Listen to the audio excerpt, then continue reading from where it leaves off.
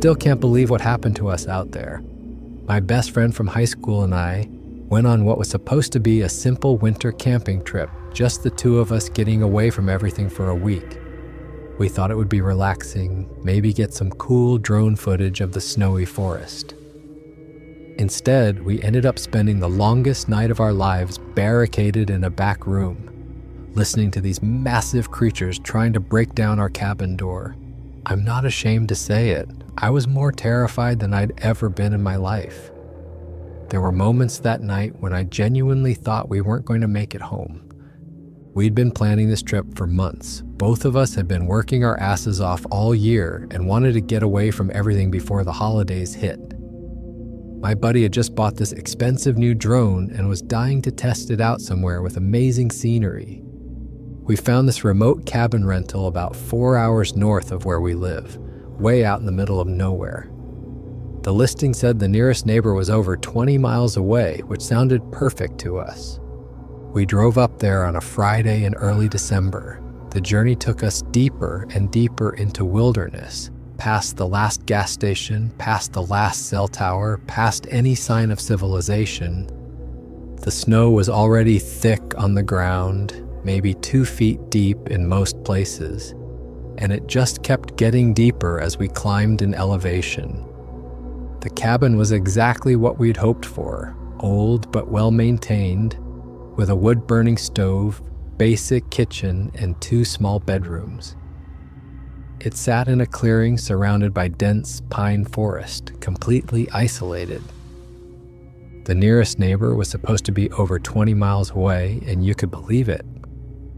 Standing on the front porch, all you could see in every direction was wilderness. No cell service, no internet, no sounds except wind in the trees and the occasional bird call. The silence was actually kind of unsettling at first. Both of us are used to city noise, traffic, sirens, people talking. Out here, the quiet was so complete, it felt almost oppressive.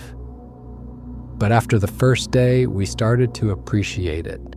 No work calls, no social media notifications, just peace and quiet. The first few days were exactly what you'd expect from a guy's trip. We spent most of our time just hanging out, talking about the old days, catching up on what we've been doing with our lives. My buddy works in IT now, married with a kid on the way. He's got his life figured out in a way that makes me a little jealous. I'm still single, working construction, trying to figure out what I want to do long term. Sometimes I feel like I'm falling behind compared to everyone else from high school. We went ice fishing on this small lake about half a mile from the cabin. The ice was thick enough to walk on, maybe 8 inches deep, crystal clear in some spots where you could see all the way to the bottom. Neither of us caught anything worth keeping, but it was relaxing just being out there. We set up our folding chairs, drilled our holes, and spent hours just sitting in the cold, talking about everything and nothing. The walk to the lake became a daily routine. We'd pack thermoses of coffee and head out in the morning, following this little trail that wound through the trees. The snow was pristine everywhere except for animal tracks. Deer, rabbits, what looked like fox prints. Once we saw what might have been wolf tracks, but they were old and partially filled in with fresh snow. We spent a lot of time gathering firewood too. The cabin went through logs pretty quickly, and we wanted to make sure we had enough for the whole week. There was a woodshed behind the cabin with some seasoned logs, but we wanted to supplement that with deadfall from the forest. It gave us an excuse to explore the area around the cabin, hiking through the trees and getting familiar with the terrain. The forest was incredible. These massive pine trees, some of them probably hundreds of years old, stretching up toward the sky. In some places, the canopy was so thick that very little snow had made it to the ground, creating these dark, cathedral-like spaces between the trunks. Other areas had been thinned by natural processes, letting in more light and creating meadows and clearings. We found evidence of wildlife everywhere. Deer trails crisscrossing through the trees, places where they had been digging through the snow to get at grass underneath. Scratch marks on tree bark that looked like they came from bears. though hopefully they were hibernating by now. Once we found what looked like a daybed where something large had been sleeping, a depression in the snow surrounded by broken branches. The drone was the main attraction though. My friend had spent serious money on this thing, professional grade with a 4K camera and all the latest features. The battery life was incredible. The camera could zoom way in without losing image quality, and it was stable enough to get smooth footage even in windy conditions. He'd been practicing with it back home, but this was his first chance to really test it out in a place where he could fly it without worrying about regulations or other people. He'd brought multiple batteries, a portable charging station, and even a backup SD card in case we filled up the first one. This was going to be the centerpiece of our trip, the reason we'd driven all the way out here instead of just camping somewhere closer to home. On our third day there, the weather was perfect for flying, clear skies, minimal wind, and the snow had created this amazing winter landscape that stretched for miles in every direction. We bundled up in all our winter gear and hiked about a quarter mile from the cabin to an open area where we'd have good visibility and plenty of room to fly. My friend went through his pre-flight checklist like a real pilot, checking battery levels, calibrating the compass, making sure all the camera settings were correct. He'd clearly done his homework on this thing. The drone itself was impressive, matte black, about the size of a dinner plate, with 4 rotors and a gimbal-mounted camera that could rotate in any direction. The first 20 minutes were incredible. The drone's camera captured everything in stunning detail. Endless white forests stretching to the horizon, mountain peaks in the distance, frozen streams cutting through the trees like dark ribbons. From up there, you could see the pattern of the landscape, how the valleys and ridges connected to each other. It really drove home how isolated we were. For miles in every direction, there wasn't a single sign of human activity. No roads, no power lines, no buildings, just pure wilderness. My friend was getting more confident with the controls as we flew. The drone responded smoothly to every input, hovering rock steady even when he took his hands off the controls. The live video feed on his tablet was crystal clear, better quality than most TV shows. We were both amazed by what this thing could do. We started out flying high, maybe 400 feet up, getting these sweeping panoramic shots of the whole area. Then my friend brought it lower, weaving between the trees to get some close-up shots of the forest. The level of detail was incredible. Individual branches heavy with snow, icicles hanging from rock outcroppings, even small animals moving through the underbrush. The drone was so quiet that wildlife didn't seem bothered by it. We got amazing footage of a hawk perched on a dead tree, completely unbothered by the camera hovering 50 feet away. Later, we saw a fox trotting across a clearing, pausing to look up at the drone with curiosity rather than fear. As we got more comfortable with the controls, we started getting more adventurous with our flight patterns, flying through narrow gaps between trees, following the course of a frozen stream, even threading the needle between rock formations. The drone's obstacle avoidance system kept it from crashing, but we were pushing the limits of what the technology could handle. We'd been flying for maybe 30 minutes when we decided to explore a denser section of forest about half a mile from our position. The trees were packed tightly together, creating this maze of trunks and branches that looked impenetrable from ground level. But from above, we could see pathways winding through the forest, game trails that connected different clearings. My friend maneuvered the drone carefully between the trees, flying maybe 50 feet off the ground.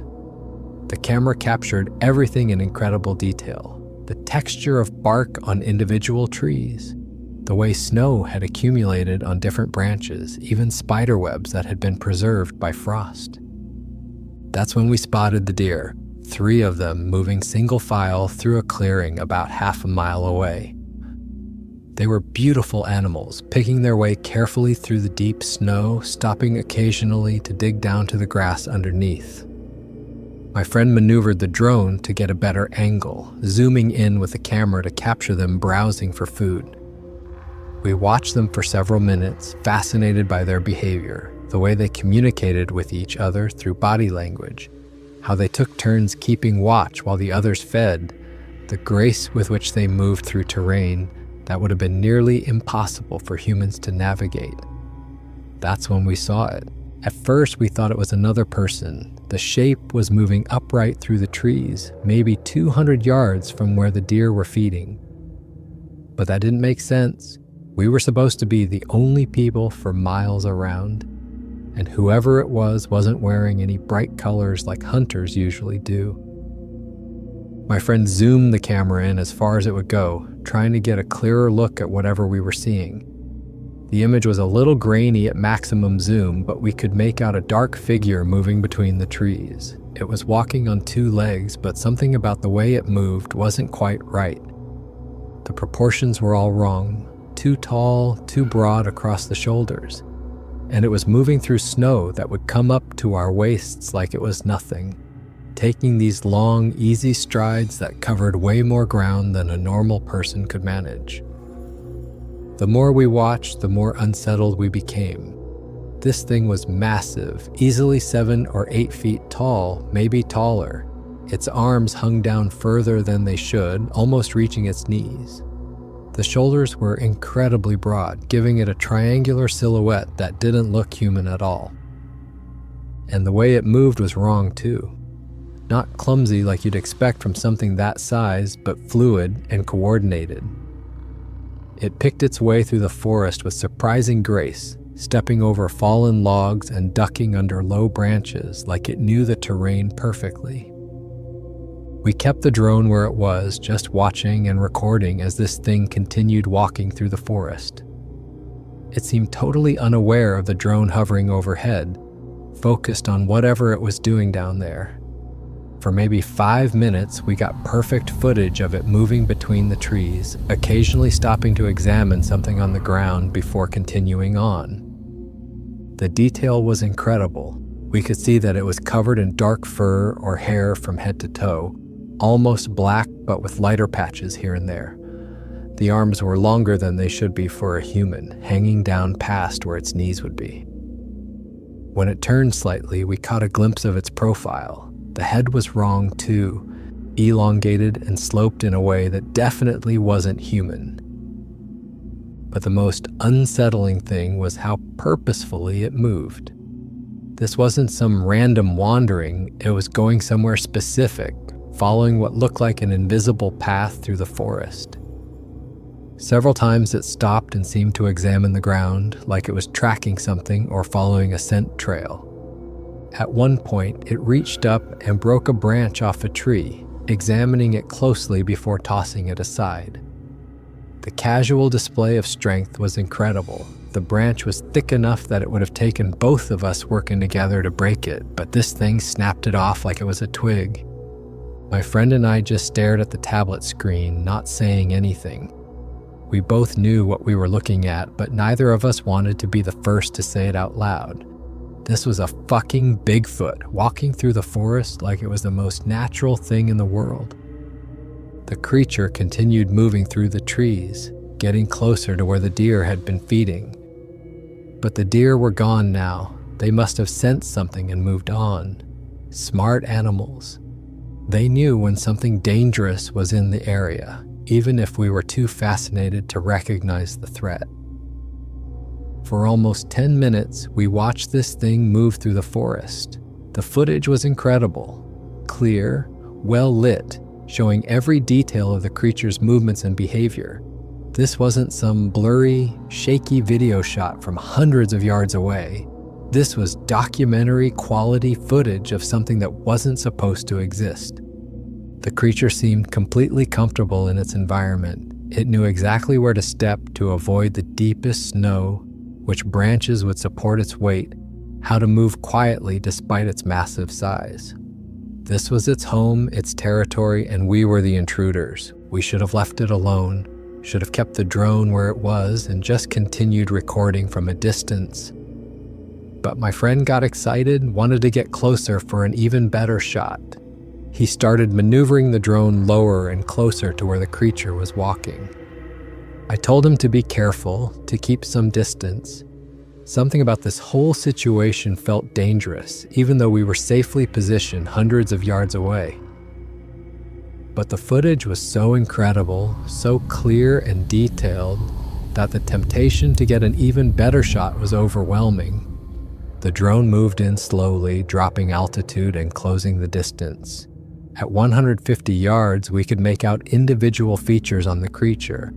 At 100 yards, we could see the texture of its fur, the way its muscles moved under its skin. At 75 yards, we could see its breathing, the vapor of its breath visible in the cold air.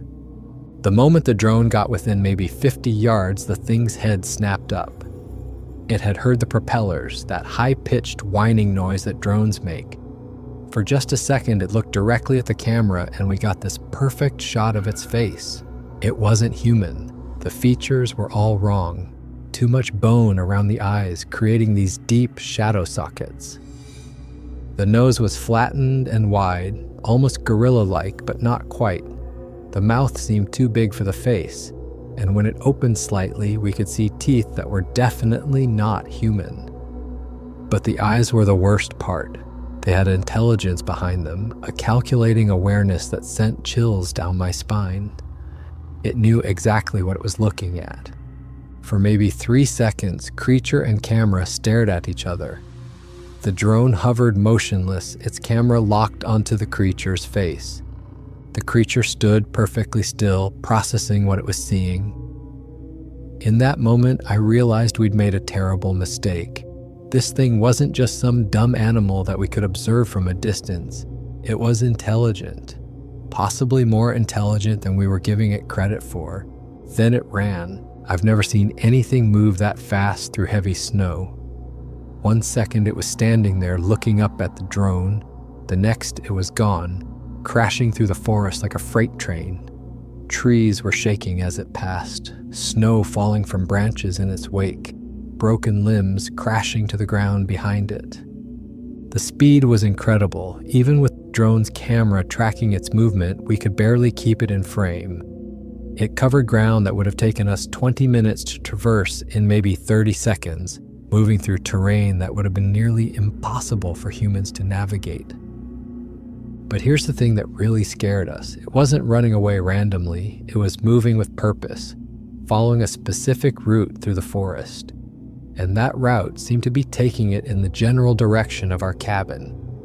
My friend immediately pulled the drone back, bringing it up higher and away from where the creature had been. We were both shaking, partly from cold, but mostly from adrenaline and fear. We'd just had a close encounter with something that wasn't supposed to exist, and now it knew we were here. The flight back to our position felt like it took forever, even though the drone was probably only a few hundred yards away. We kept scanning the forest below, looking for any sign of movement, any indication that the thing might be heading in our direction. But everything looked normal again, just empty white forest stretching in all directions. When we finally landed the drone, we just stood there for a few minutes, not saying anything. Both of us were trying to process what we'd just witnessed. It felt surreal, like something that had happened to someone else, not us. Finally, my friend broke the silence. Did we really just see what I think we saw? I nodded, not trusting myself to speak. We'd just had a close encounter with a creature that most people believe was nothing more than a myth, and we had it all on video. When we got back to the cabin, we immediately reviewed the footage on my friend's laptop. The quality was even better than what we'd seen on the tablet during the flight. Every detail was crystal clear. The creature's size, its movements, the way it had looked directly at the camera before running. We must have watched those few minutes of video 50 times, trying to convince ourselves that we were seeing something else, some kind of trick of the light or perspective. But there was no denying what we'd captured. This was real, and it was massive. Based on the trees around it, the thing had to be at least 8 feet tall, maybe closer to 9. The facial close-up was the most disturbing part. When my friend zoomed in on that moment when the creature looked directly at the camera, you could see intelligence in its eyes. Not animal intelligence, but something more complex. It had recognized the drone as an artificial object, understood that it meant humans were nearby, and made a conscious decision about how to respond. But our excitement about the footage started turning into worry as we thought about what it meant. This creature knew there were people in its territory now. It had seen the drone, which meant it knew approximately where we were staying. And we still had 4 more days left on our cabin rental. The more we talked about it, the more anxious we became. This thing had looked angry when it stared at the camera, not just surprised or curious. And the way it had run, not fleeing in panic but moving with purpose and direction, suggested it might be planning something. My friend suggested we pack up and leave that evening, but I convinced him to stay one more night. A winter storm was moving in, and driving mountain roads in a blizzard seemed more dangerous than spending another night in the cabin. Besides, the thing had run away when it saw the drone. Maybe it was more afraid of us than we were of it. That was our first mistake. Before heading inside for the night, we decided to walk around the cabin and check for any signs that we might have company. The sun was getting low, casting long shadows between the trees, and the temperature was dropping fast. We put on our heaviest winter gear and started a careful patrol of the area around the cabin. What we found made our blood run cold. In the snow around the cabin, maybe 30 yards out, there were tracks. Huge footprints, each one almost twice the size of our boots, pressed deep into the snow. The impressions were incredibly detailed. You could see individual toe marks, the texture of the creature's feet, even what looked like claw marks at the tips of the toes. But that wasn't the worst part. There were at least 3 different sets of tracks, maybe 4. The footprints were slightly different sizes and shapes, which meant we weren't dealing with just one creature. There was a whole group of them, and they knew exactly where we were staying. The tracks formed a rough circle around the building, like something had been walking around the perimeter checking us out. Some of the prints were right up against the cabin walls, close enough that whatever made them could have looked in the windows if it had wanted to. The tracks were fresh too, made sometime while we'd been out flying the drone. While we'd been focused on that one creature in the forest, others had been here, investigating our temporary home. They'd probably been watching us the whole time, studying our routines, learning our habits. We followed the tracks for maybe 100 yards into the forest before losing them in an area where the snow was shallower. But it was clear that these creatures knew the area intimately. They'd approached the cabin from multiple directions, using the terrain to stay hidden until they were ready to reveal themselves. The scariest part was how coordinated it all seemed. These weren't random animal tracks. This was intelligence at work. The creatures had divided up, approached from different angles, and conducted what could only be described as reconnaissance of our position. Standing there in the fading light, surrounded by evidence that we were being watched and studied, I felt a fear unlike anything I'd experienced before. We were isolated, outnumbered, and dealing with creatures that were bigger, stronger, and apparently smarter than we'd given them credit for. The weather started getting bad around sunset. Wind picked up first, then snow began falling in thick, heavy flakes. Within an hour, it was a full blizzard, the kind of storm where you can't see more than 10 feet in any direction. The wind was howling through the trees, creating this constant background noise that made it impossible to hear anything else. We moved everything we thought was important into one of the bedrooms. Our phones, the laptop with the drone footage, extra batteries for our flashlights, some food and water. The cabin had power, but we wanted to be prepared in case we lost electricity during the storm. More importantly, we wanted everything we needed in one defensible location. The wind was howling around the building, making it creak and groan in ways that should have been normal, but somehow seemed ominous. Every noise from outside made us jump. wondering if it was just the storm or something else moving around in the darkness. The constant sound of wind and blowing snow created this white noise that could have been hiding any number of other sounds. We tried to act normal, making dinner and talking about anything except what we'd seen that day. But neither of us could shake the feeling that we were being watched. Every time we passed by a window, we found ourselves scanning the darkness outside, looking for shapes that didn't belong. The power flickered a few times during the evening, probably due to ice building up on the power lines. Each time the lights went out, even for just a second, my heart rate spiked. Being trapped in complete darkness with those things out there was a terrifying prospect. Around 8 o'clock, the wind started dying down slightly, which should have been a relief, but instead of making us feel safer, the decreasing noise level made us more nervous. Now we could hear other sounds, branches creaking, snow sliding off the roof, the cabin settling in the cold.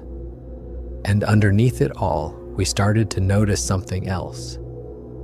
Footsteps. At first we thought it was just the wind making noise, or maybe snow sliding off the roof. But the sounds had a rhythm to them, a deliberate pattern that didn't match the random chaos of the storm. Something was walking around outside the cabin, moving slowly and carefully through the deep snow. We turned off all the lights inside and tried to look out the windows, but the snow was too thick to see anything clearly. The footsteps continued for maybe 15 minutes, circling the building like before. But this time they seemed closer, more deliberate. Whatever was out there wasn't just investigating, it was planning something. The sounds stopped right outside the living room window. For several minutes, there was complete silence except for the wind. Then we saw it. Through the living room window, barely visible in the swirling snow, there was a shape, massive and dark, standing maybe 15 feet from the cabin, just watching. It didn't move for several minutes, just stood there like a statue while the blizzard raged around it. We couldn't make out any details through the storm, but we could tell it was huge. Taller than the window, broader than any human could be. And it was definitely looking at the cabin, at us. Even through the thick snow and darkness, we could feel its attention focused on our location. My friend grabbed my arm, pointing at the window. The shape had moved, taking a few steps closer to the building. Now it was maybe 10 feet away, close enough that we should have been able to see it clearly, if not for the storm. Then another shape appeared near the corner of the cabin, and another one near the back door. We were surrounded. For what felt like hours, but was probably only 20 or 30 minutes, the creatures stood there in the storm, watching the cabin. Occasionally one would move, taking a few steps in one direction or another, but they maintained their positions around the building. They weren't hiding anymore. They wanted us to know they were there. Finally, as the storm intensified again, the shapes faded back into the darkness. But we both knew they hadn't gone far. They were still out there, waiting for something. Maybe for the storm to pass. Maybe for us to make a mistake. Maybe just for the right moment to make their move. Could tell it was huge, taller than the window, broader than any human could be. And it was definitely looking at the cabin, at us. Then it moved, taking a few steps closer to the building. That's when we realized how big this thing really was. Even hunched over slightly, it was tall enough that its head would reach the eaves of the cabin roof. If it stood up straight, it would probably be over 9 feet tall. We backed away from the window, trying to stay quiet and out of sight. The creature stood there for what felt like hours, but was probably only 15 or 20 minutes. Then it faded back into the storm, disappearing as suddenly as it had appeared. We thought that was the end of it. The creatures had looked, maybe satisfied their curiosity, and moved on. We were wrong.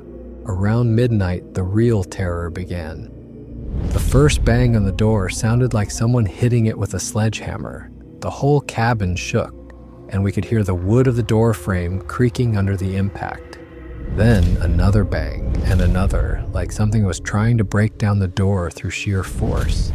Between the impacts, we could hear growling, not like any animal I'd ever heard before, but something deeper and more resonant. It sounded angry, frustrated that it couldn't get inside. The growling had an almost human quality to it, like there was intelligence behind it, but distorted and amplified in a way that made it terrifying. We grabbed our phones and the laptop and ran for the back bedroom, slamming the door behind us and turning the lock. The lock was just a simple button lock, nothing that would stop a determined person, let alone something with the strength we'd witnessed. But it was better than nothing. Then we started moving furniture, the dresser, the bed, anything we could push, against the door and the window. The bedroom was small, maybe 8 by 10 feet, with just one window facing the back of the cabin. If these things wanted to get in, this room might buy us a few extra minutes. The banging on the front door continued for maybe 10 minutes, getting more violent each time. We could hear wood starting to splinter, the sound of metal hinges being stressed beyond their limits. These creatures weren't just strong, they were incredibly strong, probably capable of tearing the door off its hinges if they really wanted to. But then something changed. The banging stopped and we heard what sounded like voices outside. Not human voices, but communication of some kind. Low, rumbling sounds that rose and fell like conversation. They were talking to each other, planning something. The silence that followed was almost worse than the banging. At least when they were attacking the door, we knew where they were and what they were doing. Now we had no idea what was happening outside. Then we heard the front door of the cabin crash open. The sound was like an explosion. Wood splintering, metal tearing. The door frame basically disintegrating under the assault. The footsteps echoed through the living room, slow and deliberate. Whatever was in there was huge. We could feel the floorboards vibrating with each step, hear the walls creaking as it moved around. Then came the sound of destruction, furniture being overturned, dishes smashing, what sounded like the couch being ripped apart. It wasn't random destruction, it was systematic, like the creature was searching for something or working out its frustration on our belongings. Glass shattered, wood cracked, metal bent and twisted. We could hear multiple sets of footsteps now, at least 2 creatures, maybe 3, moving through the cabin. They were communicating with each other through those low rumbling sounds, coordinating their search. The destruction continued for what felt like hours, but was probably only 15 or 20 minutes. The footsteps moved through the cabin, checking the kitchen, the bathroom, the other bedroom, getting closer to where we were hiding. We could hear them outside our door now, moving around in the hallway. One set of footsteps stopped right outside our bedroom door. We could hear breathing on the other side, deep and heavy. The door handle turned slowly, testing the lock. When it didn't open, there was a low growl, followed by what sounded like claws scraping against the wood. Long, deliberate scratches that went deep into the door. For what felt like an eternity, the creature just stood there. We could see shadows moving under the door, blocking out the light from the hallway. It knew we were in there. There was no question about that. But for some reason, it didn't try to break down this door like it had the front entrance. Maybe it was testing us, seeing how we'd react. Maybe it was just curious about what humans do when they're trapped and terrified. Or maybe it was savoring our fear, enjoying the psychological torture of making us wait. The creature at our door started making sounds, not growls or roars, but something almost like speech. Low, guttural sounds that rose and fell like language, but in frequencies that human vocal cords couldn't produce. It was trying to communicate with us, though we had no idea what it was saying. Finally, after what must have been 20 minutes, the footsteps moved away. We heard more destruction in the living room than the sound of the creatures leaving through the broken front door. But we didn't move, didn't make a sound. We just sat there in the dark, wondering if they were really gone or if this was just another test. We didn't sleep at all that night. We sat in the corner of the bedroom, backs against the wall, listening to every sound from outside. The storm continued raging, but now every noise made us wonder if the creatures were coming back. The wind had picked up again, creating this constant howling that could have been hiding any number of other sounds. Snow was hitting the windows in waves, creating patterns of light and shadow that made us jump every time we caught movement in our peripheral vision. Around 2 a.m, we heard them again, footsteps in the snow outside moving around the cabin. But these seemed different, more careful, more deliberate, like they were conducting a more thorough investigation now that they'd had a chance to see inside. We could hear them testing different parts of the building. The sound of something large pressing against the walls, maybe looking for weak spots. At one point, we heard what sounded like claws scraping against the metal roof, like one of them was climbing around up there. The psychological warfare continued throughout the night. Just when we'd start to relax, thinking they'd moved on, we'd hear something else. A scratch at the window, footsteps on the porch, that low rumbling communication passing between them. They wanted us to know they were still there, still watching. Around 3 a.m, we heard more footsteps outside, but these seemed to be just passing by rather than investigating the cabin. Maybe the one that had broken in was reporting back to the others, telling them what it had found. The thought that there might be even more of them out there, that we'd only encountered a small part of whatever group lived in these woods, was terrifying. My friend and I took turns keeping watch, one of us monitoring the window while the other tried to rest. But neither of us could really sleep. Every time I closed my eyes, I saw that creature's face looking up at the drone camera. Those intelligent eyes calculating what to do about the intruders in its territory. As the night wore on, we started making plans for the morning. We'd have to leave. That much was obvious. But how were we going to get to the car? How were we going to pack our stuff? What if they were waiting for us to come outside? The storm started to die down around 4 a.m, and with the decreased wind noise, we could hear more clearly what was happening outside. The creatures were still there, moving around in the darkness, but they seemed less active now. Maybe they were settling in to wait for daylight when they could see us more clearly. By 5 a.m, the snow had stopped completely, leaving behind this eerie quiet that was almost worse than the storm. Now we could hear everything. The settling of snow on tree branches, the distant call of a night bird, our own breathing and heartbeats. And underneath it all, the occasional sound of something large moving through the forest. When the first light of dawn started filtering through the window, we finally worked up the courage to move the furniture away from the door. We needed to see what kind of damage had been done, what we were dealing with in terms of getting out of there. The living room looked like a tornado had hit it. The couch was flipped over and torn open, stuffing scattered everywhere.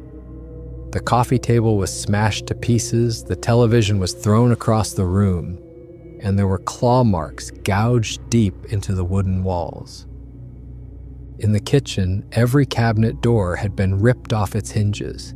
Dishes were smashed, food packages torn open and scattered across the floor. Even the refrigerator had been pushed over onto its side. The drone was completely destroyed, smashed into dozens of pieces that were scattered throughout the wreckage. But my friend still had the SD card in his pocket. He'd taken it out of the drone after our flight the day before, planning to back up the footage to his laptop.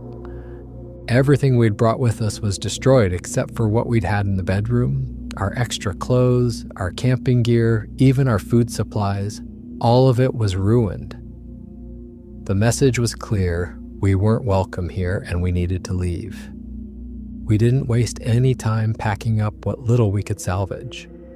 The car was buried under snow from the storm, but it started on the first try and we had enough gas to get back to civilization.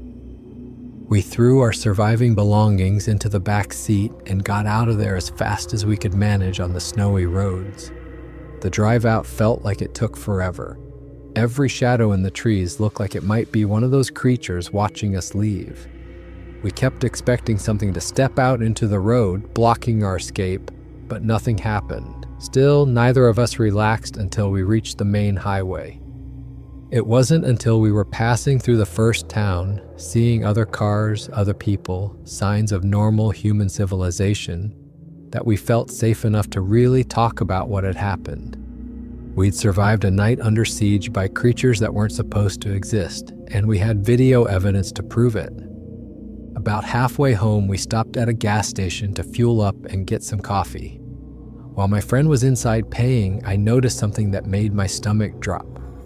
There was a black SUV with tinted windows parked across the street, and it had been behind us for the last 50 miles. When we pulled back onto the highway, it followed us again. I didn't say anything to my friend, he was already shaken up enough, but I kept an eye on our tail for the rest of the drive. The SUV stayed with us until we reached the city limits, then disappeared into traffic. Maybe it was paranoia, but after everything we'd been through, I wasn't taking any chances. The footage speaks for itself. This isn't some guy in a costume or a trick of the light. This is a real creature filmed in broad daylight with professional equipment. The detail is incredible. You can see individual hairs in its fur, the way its muscles move under its skin, the intelligence in its eyes when it looks directly at the camera. We've had the video analyzed by a few people who know about this stuff, and nobody's been able to find any evidence that it's fake. The movement is too fluid and natural to be a person in a suit, and the proportions are wrong for any known animal. The facial close-up alone is worth more than all the blurry, shaky Bigfoot videos that have come before. The most convincing part is the creature's reaction when it notices the drone.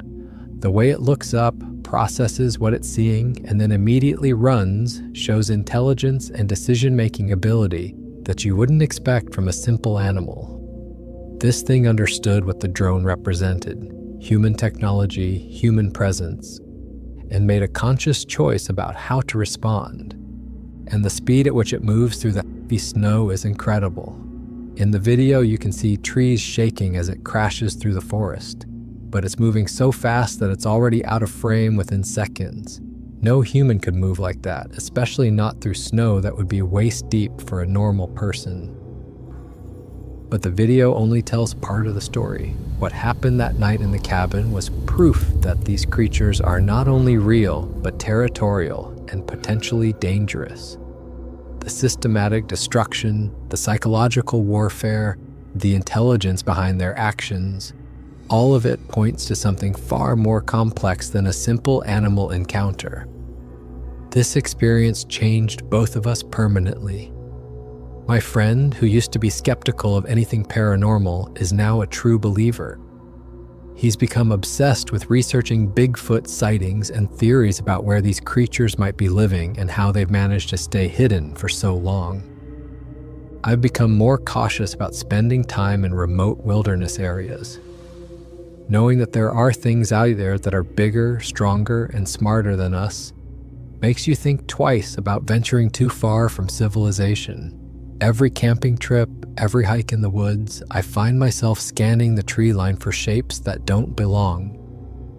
But we also learn that these creatures are intelligent enough to avoid direct confrontation with humans most of the time. The ones that attacked our cabin could have easily broken down the bedroom door if they had wanted to. Instead, they chose to terrorize us and destroy our belongings before leaving.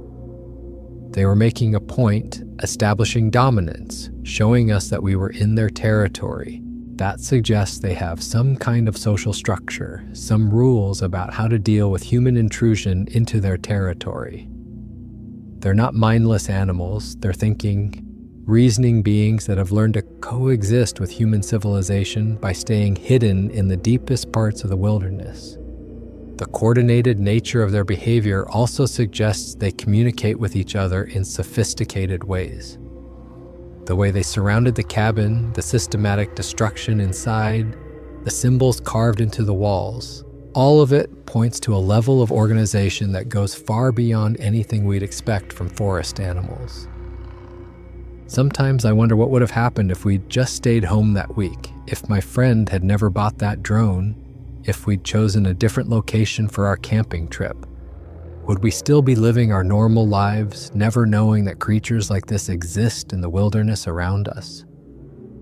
But then I think about all the people who've reported similar encounters over the years, people who were dismissed as crazy or attention-seeking because they didn't have proof. At least now we know they were telling the truth. The footage we captured proves that Bigfoot is real, that these creatures exist in the remote forests of North America, but it also proves that they're not the gentle giants that some people imagine them to be. They're territorial, intelligent, and potentially dangerous if you get too close to their homes. The night we spent in that cabin was a warning. Stay away from our territory, don't interfere with our lives, and respect the boundaries we've established. We got lucky that night. The creatures that surrounded our cabin could have done a lot more damage than just destroying our belongings. Instead, they chose to send a message, and we were smart enough to listen to it. The area where we filmed this is still accessible to the public, but I wouldn't recommend anyone go looking for these things. Based on what we experienced, they don't want to be found, and they have ways of making their feelings clear to anyone who intrudes on their territory. These creatures have survived in the wilderness for generations, maybe centuries, by staying hidden and avoiding contact with humans. They've learned our patterns, studied our behavior, and developed strategies for keeping their existence secret. The last thing any of us should do is force them into situations where they feel threatened or cornered. The real story. So that's what really happened in those woods in Montana. Not some hoax or publicity stunt, not a case of mistaken identity or mass hysteria. A genuine encounter with creatures that most people believe are nothing more than folklore, captured on high-definition video and backed up by physical evidence that can't be explained away. The footage we have is the clearest, most detailed documentation of these creatures that's ever been recorded. But it's also a reminder that there are still mysteries in this world, still places where humans aren't the dominant species, still things living in the wilderness that we don't understand. We've kept quiet about most of the details for over a year now, sharing the footage only with close friends and family members. But these creatures deserve respect, and their story deserves to be told accurately. They're not monsters or myths. They're intelligent beings that have learned to coexist with our modern world by staying invisible. The drone footage proves they exist. The night in the cabin proves they're not to be taken lightly. And the coordinated nature of their behavior proves they're far more sophisticated than anyone has given them credit for. That's the real story. That's what actually happened in those woods. And that's why I'll never look at a dense forest the same way again. If you want to hear more interesting stories like this, consider checking out this one.